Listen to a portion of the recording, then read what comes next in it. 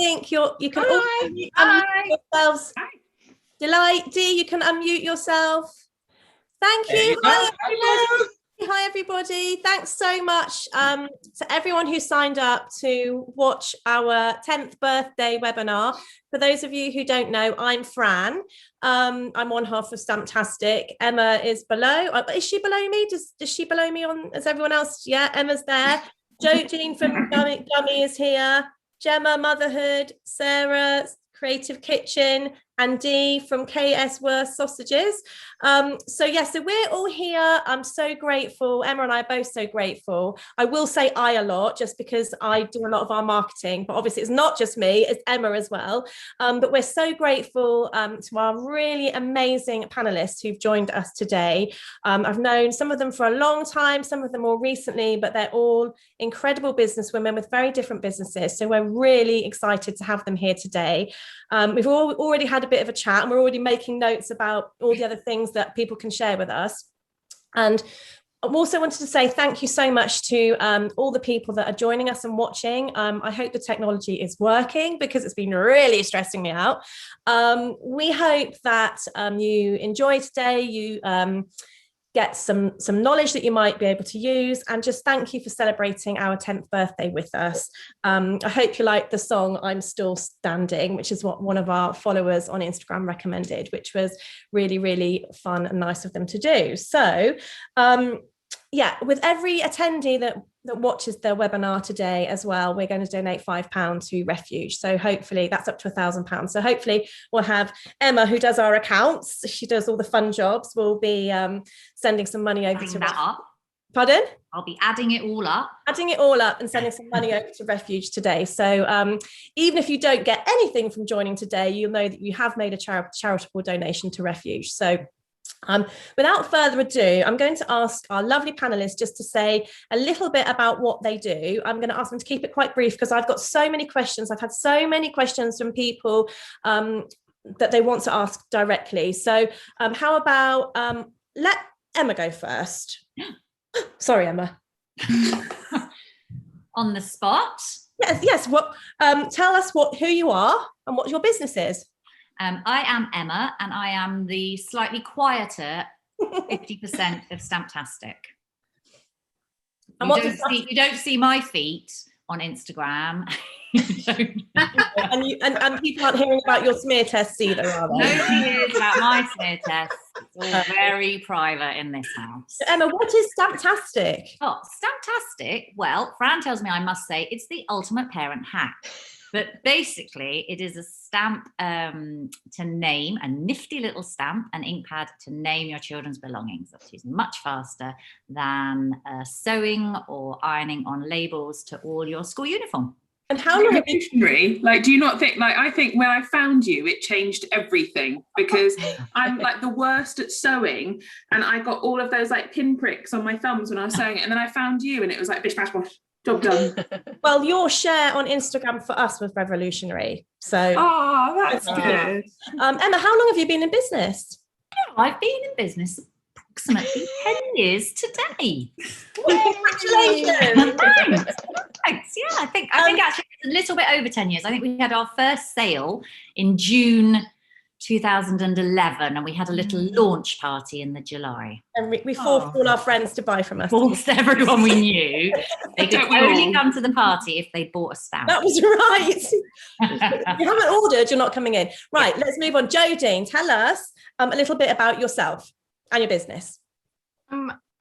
Hi everyone, I'm Jodie, and I run my business from my house in Cornwall with my husband Steve, who is amazing for putting up with me. We launched almost 10 years ago, so it'll be March next year, our 10th birthday.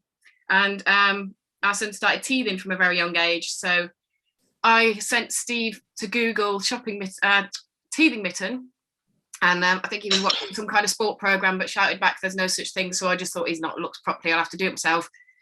Sat up till 1:30 the next morning and couldn't believe there wasn't such a thing as a teething mitten, because it just seemed like an obvious solution to me. So very, very long story short, I launched the world's first teething mitten about 9 months later, and And now it's me and my husband running the business from home in a garage under the house, which we've kind of converted into like our little unit. So you're actually an inventor. Yeah, Yes. that's very cool. Very cool. Hence the glasses. Brilliant, Jodie. And so your 10th birthday is next year, did you say? March next year, yeah. Brilliant. I'll clear the diary. Yeah, same. Thanks, ladies. I can help with technology. I can help with drinking. Drinking, yeah. So Gemma, tell us about... I was not expecting that, sorry. Yeah. Tell us a bit about you and your business. So my name's Gemma. I run a brand called Motherhood, but really kind of the lead brand within that is the Strong Girls Club. So I probably need to get a bit more professional and figure out when I started it, but I think it's around about 5 years ago. And ultimately it's a community-led brand that tries to encourage women and girls to know their worth, and we sort of use merchandise and clothing as the vehicle for that message. Very good. I like that. Very. Can I ask you a question? Do you have daughters, Gemma? I do. I have two. I have a big red and a little red. Oh. We're actually in the know, Emma, because we know her kids' names because we made stamps with her kids' Yeah, you names. do. So we can Do you know, blackmail her. it's so funny the amount of people who might see like an initial of them and be like, oh, their real names aren't Little Red and Big Red. Like, no, but I've done my job well then, if you think that really Very is well. funny. So Sarah, tell us a bit about you and your business. Okay, well, I'm Sarah. I run Sarah's Creative Kitchen and also Sarah's Chocolate Kitchen and Eatery. I started my business January 2016 with a very different focus, to be honest. I had just had my little boy. I was working in the city, so I was on maternity leave, and I knew I didn't want to do a 4-hour turnaround commute backwards and forwards. Luckily, my business offered voluntary redundancy, so I grabbed that with 2 hands, and I started doing healthy cookery classes in my house. And I used to invite people to come and sit and eat and learn how to cook about 5 different recipes. They would go home with, do you know, like the Sainsbury's, Tesco recipe cards? They'd go home with all of them, with all the ingredients they needed. And then for some unknown reason, this is like really weird how it happened, I just started creating chocolate discs because I was losing weight. I lost 68 pounds following Weight Watchers. I've put a lot of that back on now. That's chocolate for you. And I just didn't like the chocolate that was in the shop, so I thought I want to make some fun, funky discs that I could eat, and it was mainly dark chocolate to start with, and it just went crazy from there. My Weight Watchers group wanted them. Online bloggers, it was back in the days where you know bloggers were bloggers. It wasn't all for ads or money or anything, and we had 3 big accounts take some chocolate from us, and it just went crazy. 2,000 packs sold overnight. I had to stop doing cookery demonstrations, and my house turned into a chocolate factory. So yeah, so I've been going for 5 years on that side, and 2 years this October for the shop. I do love it how that your business has kind of been born out of selling chocolate to people who are trying to lose weight. I really love crazy. It's crazy, but I get it because everything's portioned. It's all portion control. You haven't got to think about it. We work that out for you. So, but I remember when we met up and you were like, you were so kind. You gave us all chocolate and you said, "Here you go, Fran. This will last you like 2 weeks or a couple week." Of weeks. I was like, it was gone by the time I got home. Harriet was the same. She ate all hers on the train. Yeah.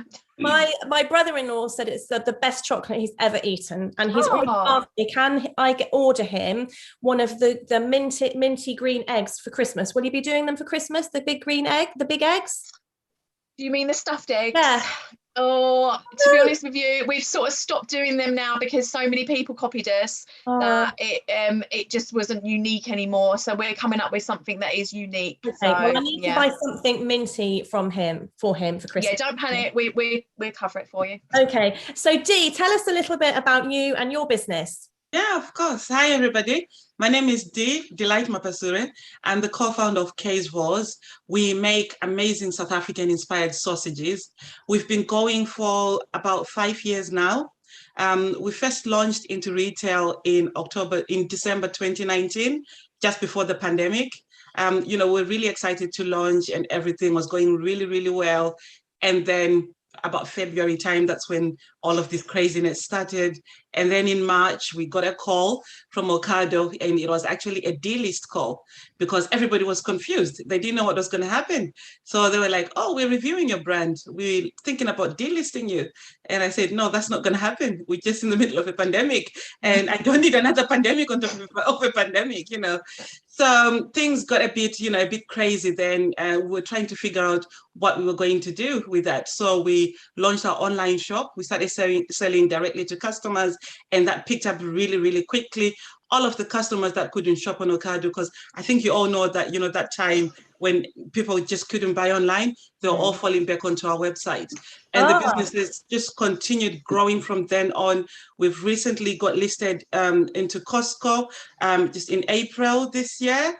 And that has been really amazing as well. It's another big step for a very, very tiny brand. And it was really, it was overwhelming to get that listing in the middle of a pandemic, especially Costco. You've given me goosebumps. That's so cool. Well, I hope for other business people who are watching today. Thank you very much. Inspiring them that, you know, we have got some questions coming up about the pandemic, but that's really great to know that that something good came out of it for you. But one of the next questions we had was and I think kind of a lot of us have kind of answered it, which was who or what inspired you to start your business. So kind of Jodie and Gemma and Sarah have kind of answered that in a rough and ready way.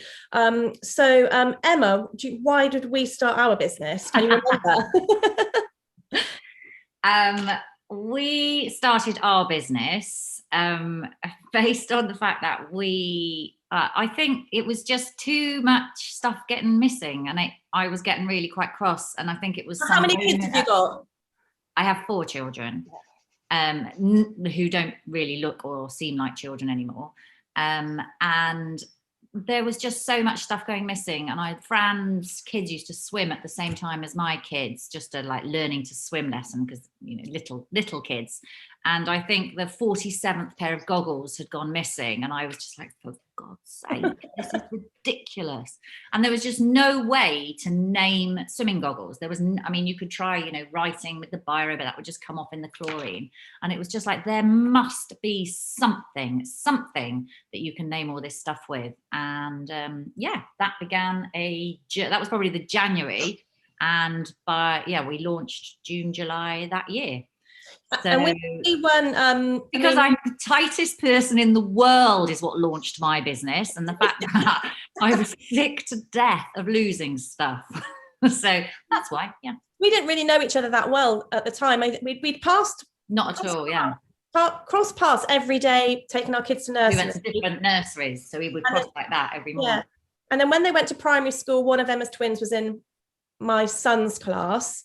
It's a struggle to remember, it's 400 years ago. And so that we kind of knew each other, but were they in reception or year 1? It was a very long time ago. Yeah. Well, the twins are 16 now, so yeah. So we didn't know each other very well. We were probably more acquaintances. So it was kind of a bit like a leap of faith, wasn't it? It was quite bizarre. Very leap of faith. And what about you, Dee? What inspired you to start your business? Was your background in food? Oh, Dee, you're muted. You muted yourself. Can you unmute yourself? How can I unmute you? There you go. Can you hear me? Yeah. So what inspired you to go into your business? Did you have a background in food?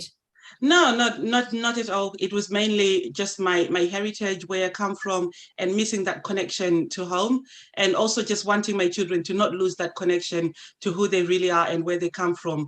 And food is one thing that I believe connects people to where they come from. People really, they have strong connections to whatever food that they eat from whatever area they come from. So that is what inspired me. And I wanted to bring that into the UK, and also just to encourage my children to carry, just to carry on believing in who they are, just to be strong believers in their culture and heritage. Oh, that's a really great answer. Thank you. That makes my answer look a bit rubbish. Because you're the tightest person in the world. Yeah, that's a lovely answer. Just randomly, this is not really on my list, but is anybody now doing a job now that they thought that they would be doing when they were at school, sixth form, university? If you went when you started your first job, is anybody doing anything remotely like that? Yeah. No. Yeah, I am. You are. What? Yeah, I always wanted to do like cooking. So the chocolate wasn't really what I would class as cooking, but the cookery demos were. The shop really has been my dream for a long, long, long time, even before the factory. So that's why I'm pursuing the shop more than the factory at the minute, because it's I can have the best of both here. I can tell actually from your stories that you're I know you're passionate about both your businesses, but I can see how passionate you are about your eatery, and my heart went out to you when you just kind of launched that and the pandemic struck. So we got through it. You did. But what's really interesting for people watching is that apart from Sarah, none of us ever thought we would go into these businesses at all. My degree is a law degree, you know, so far away from what we're doing. So don't feel like, you know, what you're doing now determines what you're doing in 10, 15, 20 years time, especially if you've got young kids. I don't know about you guys, but you know, I'm the same person, but I'm a very different person to when my kids are really young. So right, let's move on. Okay, this is a interesting one. I'm going to go to Jodie for this one. It's how did you begin to find suppliers and manufacturers? It's such a minefield. It really is. I've found finding the manufacturer not very difficult at all, because there's Alibaba, and Alibaba had only just sort of, I didn't know about them until I Googled back then, but it was like 1 o'clock in the morning in June 2011 or 2011. And so it was Alibaba. However, that I didn't have a lot of trust, and, you know, I didn't know who I was talking to or whether or not I could trust them to deliver what it was I needed. So I hashed an email, and I basically pretended that I already had the full pattern, all the IP that you could throw a stick at, and it pretended to be a lot more than I was, and sent that to probably about 200 different manufacturers on Alibaba. Oh my God. I was up till 5 o'clock in the morning doing it, because I was so excited at the fact that there wasn't a teething mitten in the world at all. And then by 9 a.m, I got my first reply, and that manufacturer ended up being the one that I started working with, and still to this day they produce most of our products. That's amazing. That's brilliant. And what about you, Gemma? How do you, obviously finding manufacturers of clothing is very difficult. I know you have quite a close relationship with the people you use, but how did you go about even finding someone in the beginning? So I think in the beginning, I was always very quite risk adverse with this whole business. I never really wanted, I'm just a risk adverse person, to be honest, in all honesty. I'm not a bungee jumper type thing. So in the beginning, I knew what I wanted, which was to ensure that anything that we made was ethically produced. And I ideally wanted to support other businesses that had the same sort of mentality that I did. So actually, initially, it was about finding a really good local screen printer that used eco-friendly inks and all that sort of thing. And the one that we sort of like do most of our printing with in the UK is actually the screen printers that next door to my daughter's old nursery. And I sort of used to drive by and be like, oh, they look really cool. and then we just got chatting and they were lovely. But now we now use several factories to do end-to-end manufacturing. And the way that I found those is through the help of basically through my garment techs. So because I really want the fit and the quality of the fabric and all the testing to pass and all the factories that we use to be ethically audited, the best way of doing that is, rather than me sort of going in blind and trying to find the factories, was actually recruiting garment technicians who really understand the depths of the factories and the quality of the product and how they sample and the way that they communicate, to then use them to tell me what factories they would recommend. And so that's how we found those now. So that's using your contacts and people in the know to, and I think we've done a bit of both actually. We've done a lot of Alibaba research, and we've also kind of contacted people that we know in industries and just tried to not just for the product as well, because Emma and I were talking about this yesterday. with all our suppliers, like our virtual PAs, our accountants, we've had probably 3 or 4 different types of virtual PAs as our business has grown. We've changed our accountants 4 times. Our manufacturing, we've changed the way we do it and put different systems in. So it's constantly evolving. And I think a lot of it is trial and error. And also something, I think it's about reviewing things maybe every year as well, isn't it, Emma, to just think, could we be doing this better? Could they be doing it better? How can we improve?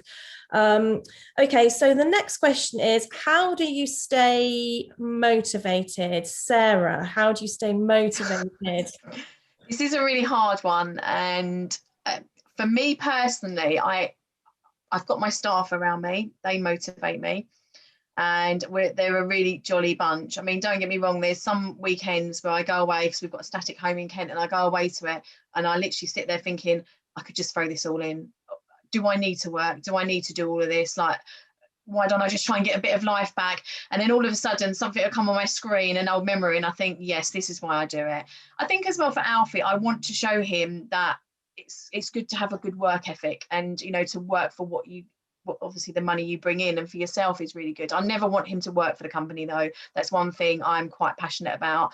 Not that I don't agree with like kids not working for it, but I think I don't want him to have the stresses that I have, and I don't certainly want him to put that onto his family if he ever went on to have one. He hates my phone, he hates me coming to work. To him it's me taking him away, but as quick as I can get in and out, I'm back home.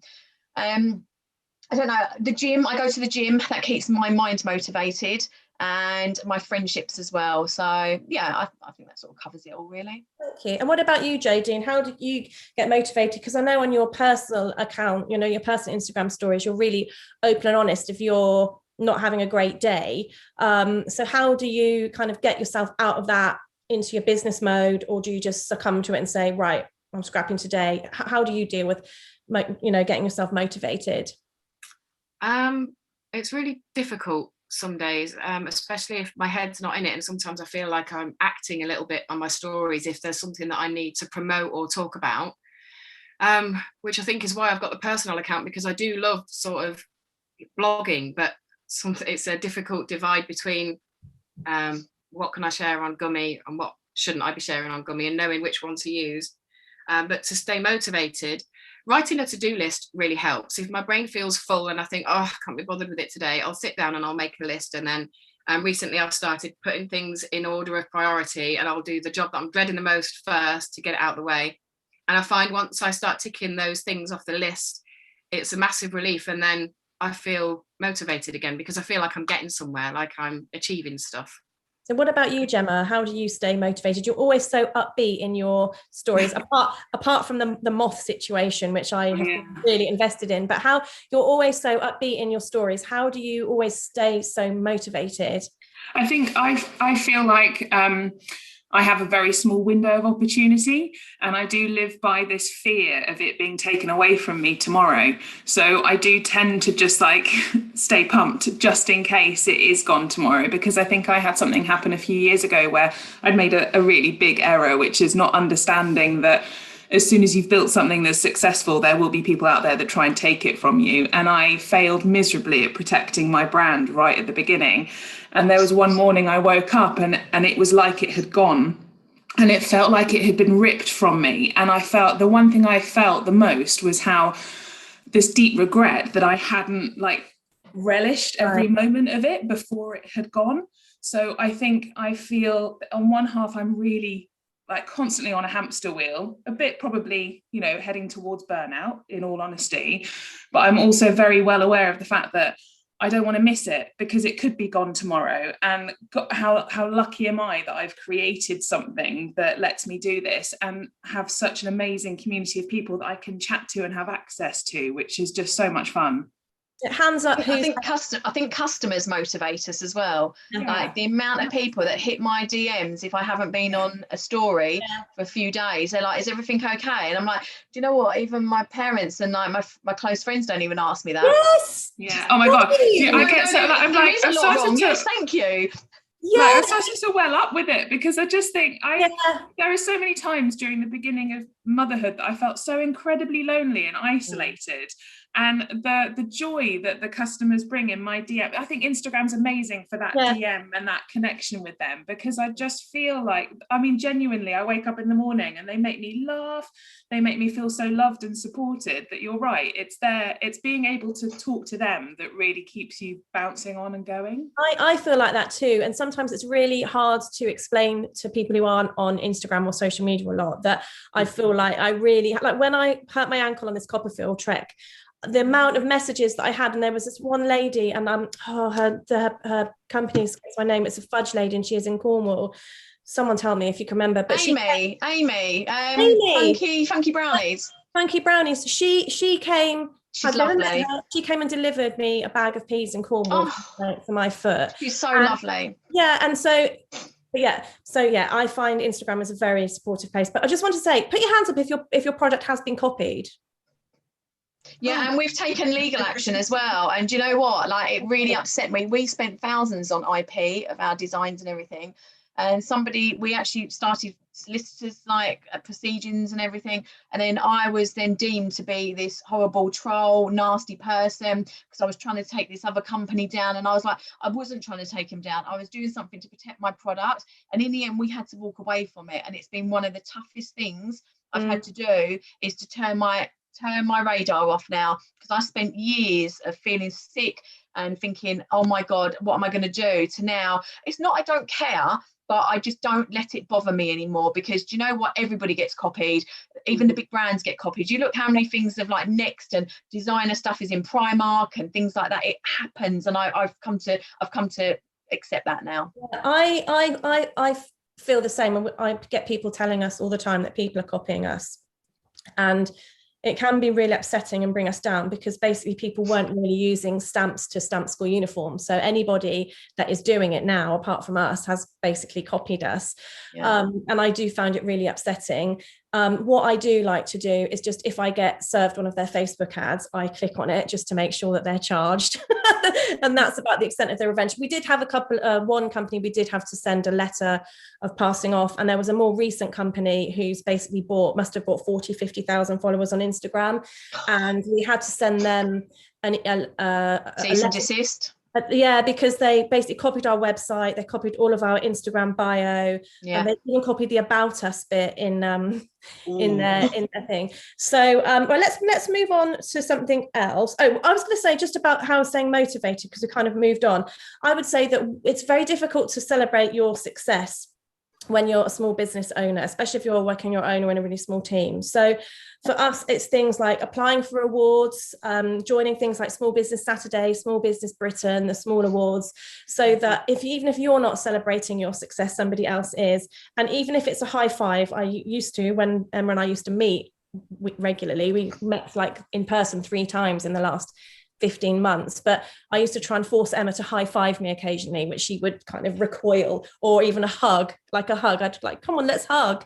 And now she's got an excuse not to hug me. But yeah, it's about trying to celebrate your success. I know that you try and do that, Jodie, don't you? If you've had some good news, you'll try and go out for lunch with Steve or do something like that. So it's just to recognize, and to do something like this, to recognize, where you are, and look back and think, crikey, Can I just say something, friend? Yeah, of course, Dee. One thing that I do that a lot of people think is silly is I drive down to Costco and I buy my own product. It's just, it's crazy, it's silly, but I just feel like, oh my God, this is me. I started in the kitchen. I started making my sausages in the kitchen, and just to see them sitting on that shelf, it is just so motivating. So every time I'm feeling demotivated, I drive down to Cosco, I buy a pack, I get home, I cook it, and I eat it. And I'm like, yes. That's brilliant. That's brilliant. Do you walk around Costco and go, look at these? I made these. Do you tell people? You should have seen me yesterday. I was like, oh, hi, I'm the brand owner of this. You need your picture on there. I do take lots of photos as well. And they think I'm crazy, but I think it's one of those things that just, they motivate us, just to see your work out there. It's just one thing. I don't think that is silly at all. I think that's really, really wonderful. I mean, Gemma, you were mentioning earlier when we were doing our little practice session that you saw someone when you were at a swimming pool with someone who had your bag. I mean, it's amazing. When I see someone who isn't my mum wearing my stuff, I get quite excited. But I think that's such a good idea, Dee. I love it. And then because I was on your website last night because I'm going to order some for Dom for his birthday. And then have you got the Great Taste Award as well? Yes, on some of your we do. Like, that's just amazing. Most of our range has got Great Taste Awards as well, so that's amazing. Yeah, that's such a great story. So going on to a practical question, how do you prioritize your work? Like, do you work from home? Jodie mentioned that she works in a different part of her house. Emma and I have always worked from home. Sarah's got her eatery and her warehouse, and where she's making the food. So how do you all, let's go to you, Dee, first. How do you manage your hours? Do you have flexible hours? Are you rigid with your hours? Do you have an office? I work anywhere, but normally when I'm working from home, I just make sure I get the kids out of the way first. As long as they're out of the way, then I can get on with my day. So normally the day always starts for a working mom or anybody with children. The day always starts with getting the children out of the way, get them to school, nursery, or anywhere. And then I get back down, and I normally work between the hours that they're at school. That is when I'm most productive. As soon as they get back, it doesn't matter what I'm doing. It just, it just can't get done because there's somebody asking for food. Somebody's hungry. They're always hungry, by the way. They're always eating. They have a sausage. Yes, they're always hungry. Always hungry. I always go and make a sausage, cook a sausage, eat a sausage. Just eat enough sausages to make you full, please. But yeah, that's what I tend to do. I just tend to work when the children, just those hours between school time, and then I switch off and pick it up again when they've gone to bed.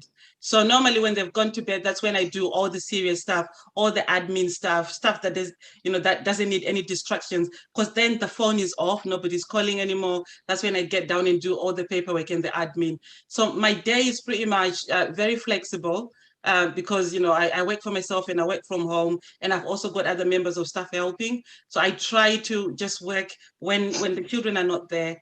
I prioritize the children when they are there, and when they've gone to bed, I pick it up again.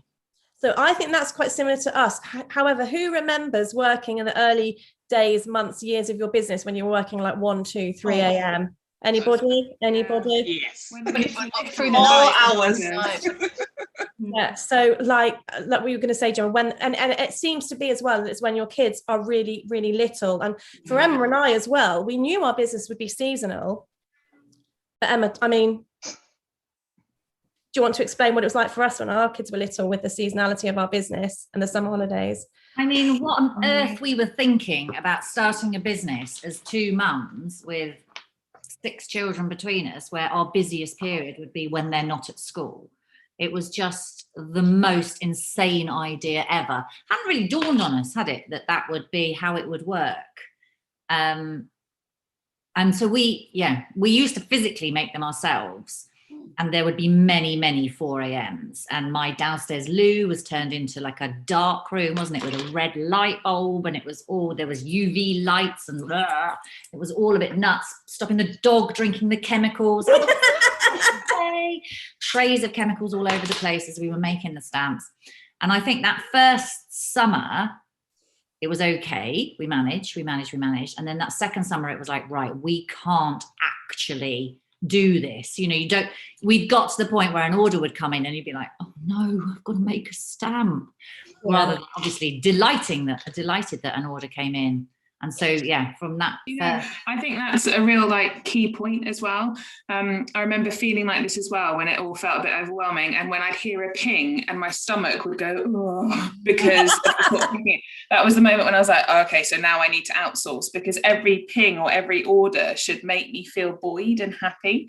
Whereas I think a lot of people work to the point where they're like, oh gosh. And then that's almost a sign to me that I've either need to outsource or find some more help or something to try and make sure that it maintains the feeling of joy whenever you get an order. Yeah, so that actually leads us onto one of the questions that I had, which was about how do you manage stock? I know, Sarah, you do pre-orders, which I think is really good. From an outsider looking in as a business person, I think it's good because you're managing, exactly what you've got to make. I guess you probably make a little bit extra. Can you explain how the pre-orders works, Sarah? Yeah, so we're very seasonal as well with chocolate. Obviously, you can probably understand that. So our quiet time is now. So we get all the summer holidays. Sorry? I want to make some stamps. Yeah, no. That's why I've got the shop. So I took the shop on to subsidise the seasonal drop. So we can't really post chocolate out in the summer. It's really hard. We've gone through ice packing. It's just too much time management, and it cost me too much money. So now we do chocolate classes here at the shop during the school holidays, which is perfect. So that brings in our revenue that we're dropped down on the chocolate side. But yeah, so what will happen is normally at the minute, the stock that's online is ready made. We have got ahead of ourselves. But what would normally happen is seasonal. So we're making for Halloween and Christmas at this very precise moment. It's all getting stored away. So we're just like the supermarkets when you start seeing it going on the shelves in about a month's time. That's us behind the scenes. So I know between sort of September to the first week of December, we are non-stop. We do not stop. I have casual staffing as well. It's just crazy. That is when we have to revert to pre-order. So you would order, say, on a Monday, and then we would have a 10 working day turnaround. So it does get a bit messy sometimes because people the next day will be like, has my order left yet? No. Read the little bit that comes up. And then that really helps us, because what I will then do is about Thursday, I will then shut off the shop like for the stock and say, right, okay, this is what I know I need to go and buy, what we need to make in. And it really helps us, because what we were finding with some of our toppings, which would mainly only last 6 months, we might not use as much. So we then started doing things like flash sale hampers to use up that extra stock that was left over from another purchase. And it really works with us. And I have to say, like, from day one, it worked because we was in a small property, like we was out of my house. 4 rooms in my house were the business. Now we're bigger, we have got the storage area, but I've reverted back now where we're in the shop and I haven't got so much works area now. You also have to consider things like rodents as well, like pest control with food manufacturing. And it really annoys me when, again, people come to me and go, I don't have a problem. I'm like, every food business needs to have a pest control issue put in place, like, you know, a system in place, because everybody will have it if they've got a food business. I don't care what they're saying. So again, with the factory, it just wasn't working. So we had to get the stuff out very quickly. Although we had like people like Rentokil in, we're better off here now. So yeah, it's just all silly things like that as well, which helps with pre-orders, because it's in and out. It's in and out. You're not holding stock. Sorry to interrupt you, but I think it's great as well, because when I get an email from you, I'm like, you know, I'm worried about missing out. But Gemma, you don't do the pre-orders. I think it would probably really work for you, because I think you have such a strong brand. But you launched something last night during the football. Yay, clever me. Yeah, right. Watching. But it's sold, but some of them, I think you sold out, didn't you? Most of them. So what we tend to do, actually, which works well for us. So for pre-orders, it's a bit different because our lead times are quite long with end-to-end manufacturing, and I always get nervous holding people's money for quite a long time. So rather than 10 days like you, Sarah, we'd have to hold on to it for a bit longer. But what we do tend to do is we drop, and so rather than being like, oh, there's newness on the website, we'll give people fair warning and we'll create a bit of a buzz around that, and then we'll drop it, and that works phenomenally well for us. You know, and I think that's partly because it's such a community-led brand. People are so invested in it, people get really excited about it, and they love feeling like part of the joy of it.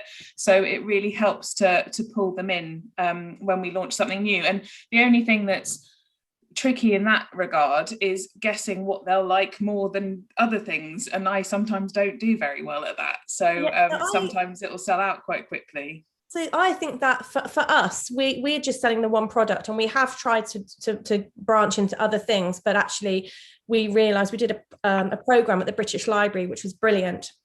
And they do a starter one, and then they do a one for growing businesses. And we realised that we were just going to kind of focus back on our own products, which is, Jodie, you've just launched a new product, haven't you? But I think with Sarah and Dee and Gemma, I think you probably have this thing where you have to kind of keep releasing new products. New stuff, yeah. Just released a new product, haven't you, as well? The sterilizer. Oh, me? Yeah. Get out there a minute. Yeah, I've just launched a sterilizer. Sometimes I feel really envious of you, Sarah, people like you, Gemma, and Dee, because you've got so much more opportunity for building your community more intensely and launching something that, you know, is just once it's gone, and then working on something else and launching that. And you can do it so much faster. With us, sometimes I just feel like, what am I going to share today? Because all I've got is teething products and I've got loads in stock and I need to sell them. And to launch a new product, it can take a whole year of planning it, from design to safety testing and just making sure it's something that is going to, you know, sell well on the market and things. And so sometimes I just feel like, what can I talk about today? And I watch other people's stories and think, you know, I kind of wish that I was more, I don't know, braver on my If you don't take seriously, I feel like that sometimes. I feel at the moment I'm not that relatable because all my products are for teething babies. Why am I getting emotional? I'm sorry. Jodie, you so are. Listen, you so are. Your stories on Instagram are absolutely brilliant, and I 100% hear you, and Emma will as well. I 100% hear you. We sell like the one main product like you do, and so it's very difficult to be talking about stamps. I mean, yours are cute babies. Ours are a functional product, right? Yours is a lovely, beautifully designed product for cute babies. You can share pictures of babies and cuteness. We have a stamp. Imagine how difficult that is. It's awful. I mean, instead, Francis, can I flip that instead, over? I'll share my going for a smear test. Yeah. I mean, can I flip this over though? Because sometimes businesses like us that can create things very quickly, you then get the issue that you don't want to keep creating. You're like, why do I need another product? But then you're like, if you don't, there's somebody else will come along with another new product. So on the reverse, I often sit there and think, I've got nothing to share. That's exhausting. I'm going to have to do something new, and it is quite draining at times. Yeah, I think that must be real pressure to stay fresh. It is, definitely. Yeah. I think there is, but I think what I've come to realise this year in particular is, although it's newness that drives the sales, I always thought it was the drop of newness that did it. But I actually think what drives their interest is the behind the scenes of developing the newness. Yeah. So because we're able to share like the design process and the decisions that are made, we get them engaged with whether, you know, what embroidery thread we're doing and all that sort of stuff. It's kind of made me a little less anxious about having to always deliver new, because actually what I've realized they want the behind the scenes, and they want to feel a part of that. And that's sort of helped with the pressure of new, because actually I'm like, well, I don't have anything new in the pipelines, but I can tell them about this fabric, or why we made that decision, why we picked that color, why we picked that texture, all those sort of things. And then that really helps to re-engage them. I mean, with you, Jodie, you actually invented a bloody product. You're an inventor. That's amazing. Yeah. You know, you're an inventor, so I know what you mean about. Sorry to interrupt, Fran. Technically, I'm not an inventor, because when we launched, I knew that the product wasn't patentable, because a lady called Martha Ann Bryson, who I have to give credit to, thought of the idea of a teething mitten back in, I think it was 1952 or something like that. And she applied for a patent. And for some reason, the patent was never granted. And what she designed it was basically like a rattle that attaches to a baby's hand, and big ribbons and things from it. Nothing like what the gummy glove looks like, or what I envisaged a teething mitten should look like. So because of that reason, the product wasn't patentable. But I've got all of the other sort of IP that that I would need to be able to defend our designs and my product. So we knew that we were first to market, and we had a very small window before, we thought if it's a popular product, it's going to be copied at some point. Yes, yeah. Well, you're still an inventor in my eyes. The thing is, though, the way I look at it, somebody can copy your product, they can't copy you. You cannot clone your personality, your drive, your determination. That's unique to you, and that's the way I think you've got to really look at it. It's like copycats are copycats, but they're not you. Yeah, and people buy from people anyway, so I just throw my son in occasionally, and my Cocker Spaniel. It always gives me a few extra views. Okay, so let's talk about I mean, some of you may or may not want to share, I mean, because some of this question is quite a difficult one, but what's been your biggest hurdle? I'll go to Emma first. We were talking about this a bit in our practice session. We said we had a big hurdle or a big obstacle, and it happened to us in 2017. Do you want to say what happened to us, Emma? I think you can be, as long as you don't say the name of the company, I think it's all right. And you can say the volume of the money. I would say our biggest issue, or the biggest challenge, has been not getting shafted by website designers. And we seem to have been royally shafted by at least 2, and one who was a total scallywag who took all our money and did about 50% of what they were supposed to do. And then on one of our busiest days, because we basically said, forget it, we don't want to use you anymore. Thank you for all the work we've done. We were up to date with payments and everything, but you know, the other half, forget it. It was supposed to be finished back in April. We're now in July, August, and it's still not even, we haven't even started on it. So forget it. And they then broke the link between our website where you design your own stamp. They broke the link manually between that and our production. So basically everyone was designing their stamps and clicking, that's exactly what I like. I like a little robot and my child's name in this pretty font, blah, blah, blah, blah, blah, buy. And we weren't getting that information. So then we couldn't actually make the stamp. And they then charged us £5,000, was it? But then they started blackmailing us. Mend the link. They started blackmailing us £5,000 a week. And luckily, it was very random. My son's gymnastic partner's mum,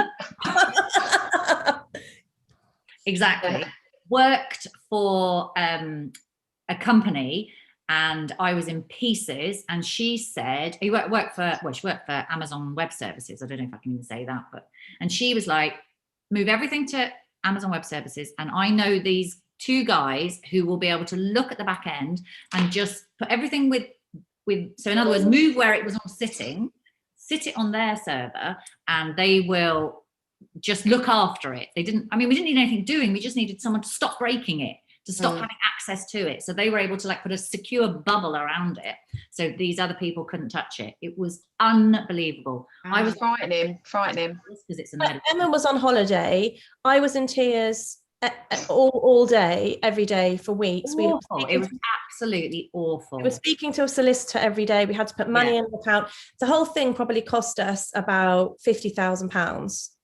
Yeah, it was really bad. So if you, who knows how many lost sales during literally our busiest time, which they of course knew it was our busiest time. I mean, has anybody else got a horrific story like that to share? Postal service.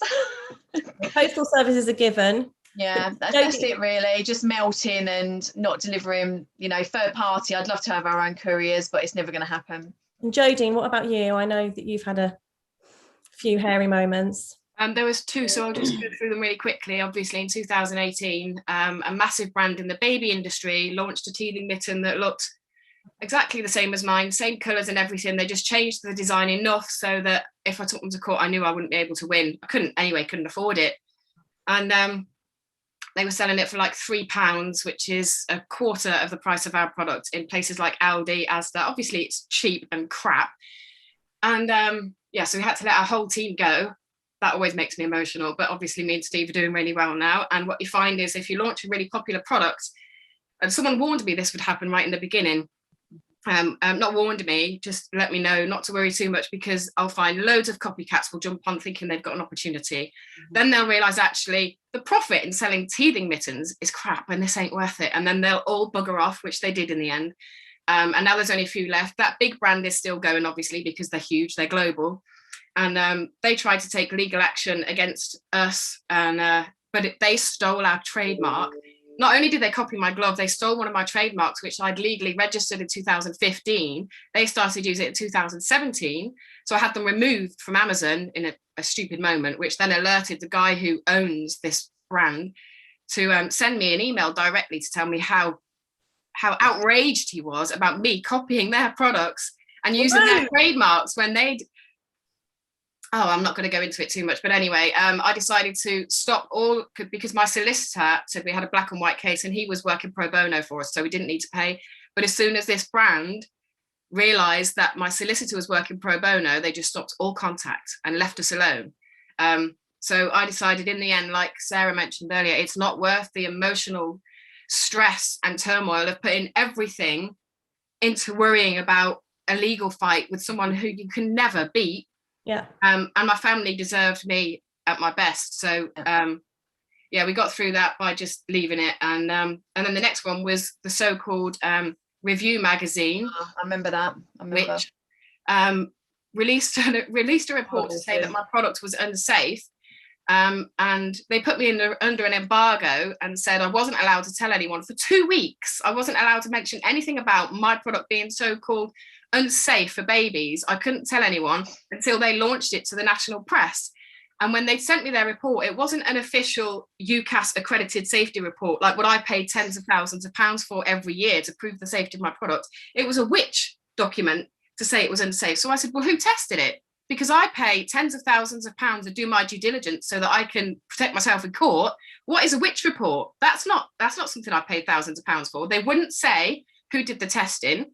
I had 2 people who used to work for them get in touch and say they used to work for Which, and behind the scenes there, things go on that, you know, if the public knew about, there wouldn't be so much trust in them at all. And it's all very probably what have been paid, isn't it, behind the scenes? But you know what? Do you not think they did the testing incorrectly when they sent? Sorry, Sarah, when they sent me photos of how they did the testing, they did it wrong, and I put it next to the standards by which they should have done that test. And you can see in the photo they did it wrong. They wouldn't retract it. It's still out there in the national press. I still get messages. I'd say at least once a month from someone saying, I've just ordered your product and then I found this article, I want a refund, please. I have to say, Jodie, because I know we're very close to the end now, that what I saw was a massive outpouring of love. Of love. That's what I was just going to say. Everybody supported you in the community that we possibly could. And actually, it probably had a better effect for you than that one a month. I bought 15 gummy gloves. I don't even have a baby. I love you, Fran. You were so unbelievably supportive. I was fuming for you. It was one of the things that made me realise how important a community is around your brand. I was fuming. Yeah. I know I was literally trolling their Facebook. I think that's when I first met you, Fran, from that. Well, I just was so incensed that they would do this. So it kept appearing on my feed, which were like sponsoring it. And so every time they posted about it, I just was hammering them with questions. And but yeah, it was awful. But the thing is that you've got through it, just like we got through our thing. There's always something that goes wrong, and it's always when you least expect it or you least prepared for it, but you've got through it. So as we're coming to an end, let's go back to some positives. I want to know what we're running out of time. So what's your favorite tool that you use for your business? I'll go first. I like Later for Instagram, and I also like Canva. I've done 2. Jodie, what's your favourite tool for your business? Canva, absolutely. Gemma? Oh, Canva and Panellists. Okay. Sarah? Canva, Buffer, and Later. It's my Google Calendar. It saves my day. Okay. Emma? Zero? I do love a bit of Zero. I do love a bit of Zero accounting. Yeah. I remember Gemma discovered Zero a couple of years ago, and I was like, oh, Emma loves. I do love it. Painful to start with, but amazing now. Yeah. What's your? You don't have to say if you don't want to. You could lie, but what's your best marketing channel? Ours, although we're building up our Instagram account, most of our sales come through Facebook. Jodie? Facebook. Gemma? Instagram. Sarah? Used to be Instagram, now MailChimp. Ooh. Okay, we're all writing that one down. To self build up newsletter. Seriously, like we're getting more revenue coming in on our newsletters going out with links than what Instagram is at the minute. Instagram was our main one. Facebook now, so it goes.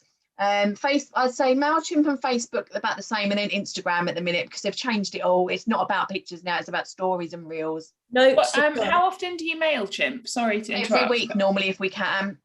Sometimes I get a bit lapse, but I have a PR lady who virtually works for me, and she does all our news content. So, what about you, Dee? What's your favorite? Well, I'm wondering if it's Costco, but what's your best marketing channel?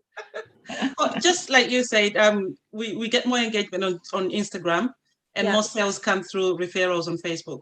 Okay, we've got about 3 minutes left. So what's your favourite, apart from the people in here, obviously, who's your favourite small business? I'm going to go to Sarah. Who's your favourite small business? Oh my God. One business. We've got 3 minutes.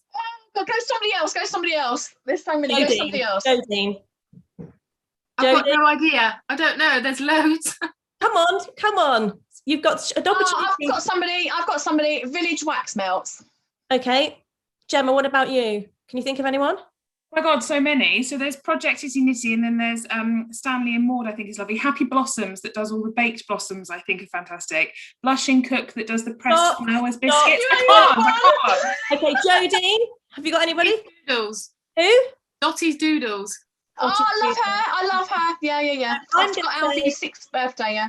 I don't know if she's still watching, but Little Folks Sing, Kat, I met her at a mentoring event for Small Business Saturday. She's completely changed her whole business model. She does classes for toddlers, singing classes for toddlers. She's completely changed her whole business model to do this through the pandemic. So she's amazing, and she's been doing her job for years and years. Also, I'd say the bottled baking company. Dee, favorite small business? I've got Savvy DC, she's a virtual PA, and Becky, she does travel and she also sells on Etsy. Absolutely amazing businesses. Okay, and Emma? I love Blitz Fitness, and they had to take all their stuff online as well. They were fabulous, kept us fit over the whole pandemic. Well, there you go. So there's a massive mix of people there. Just want to say thank you so much. Like, I felt like I wanted to burst into tears about 4 times during this. You're all so inspirational, and thanks for being so honest about sharing your experiences, because it can be tough talking about things that are challenging, or it's just emotional, isn't it, talking about your business? But you've all been so honest, and I've loved hearing about your stories. I'm going to go into Costco soon. We all need to go into Costco and take the photos and do let's take photos, do a little dance. Sarah, I'm hoping we can all come to you for a chocolate making session. Yes, that would be amazing. Yes. And Jodie, with our grandchildren, we'll be getting them. I'm Not not having any more kids. I don't want any yet. How nice your teething mitts are. I'm not having any more. Not too soon, though. I hope not too soon. So thank you so much. Thank you to everybody who's watched and asked questions. I've just seen there's lots of people talking to us in the chat, and I just haven't had a chance to go through them, but I just wanted to say thank you so much. We're really, really grateful, and just enjoy the rest of your day and take care. Thank you so much, everyone. Thank you, Fran and Emma, for having us. Bye.